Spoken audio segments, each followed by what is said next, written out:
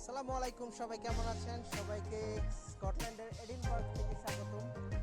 আমি এখন আসছি একদম স্কটল্যান্ডের এডিনবার্গের প্রাণকেন্দ্রে। দেখতে পাচ্ছেন বিশাল একটা ক্যাথিড্রাল, এবং এখানে প্রচুর টুরিস্ট আসে।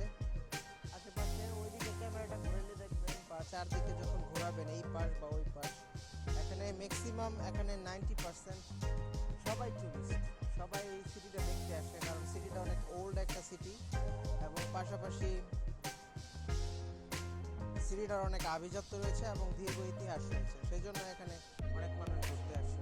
চলেন আপনাদের নিয়ে ঘুরি, সিটিটা কি কি আছে দেখার চেষ্টা করি।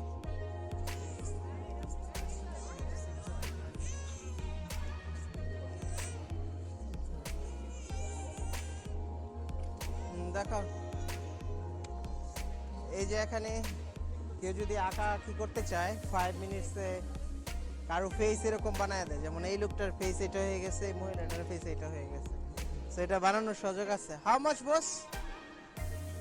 15 পাউন্ড। ওই সামনে মনে হয় কিছু একটা হচ্ছে, চলেন দেখি কি হচ্ছে সেখানে।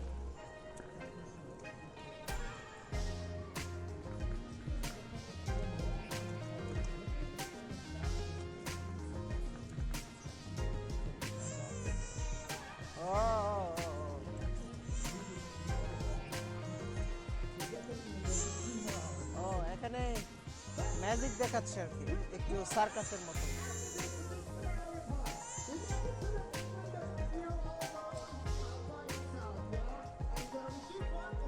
অসাম লাগতেছে দেখতে, দেখেন একটু চেষ্টা করে, অনেক সুন্দর লাগতেছে।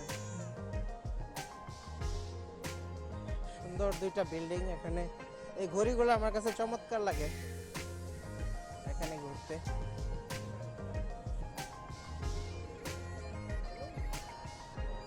ট্র্যাডিশনাল ড্রেস পরা, এটা মনে হয় মিউজিক, তাদের ট্র্যাডিশনাল মিউজিক হইতে পারে। মানুষ টাকা দিয়ে যায়। আসো,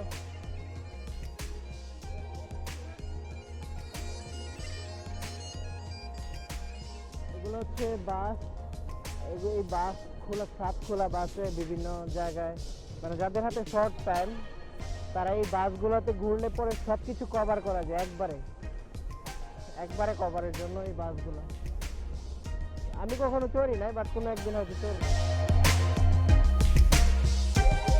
এগুলা স্কটল্যান্ডের দোকানপাট, যেগুলা স্কটল্যান্ডের নিজস্ব ব্র্যান্ড এখানে থাকে।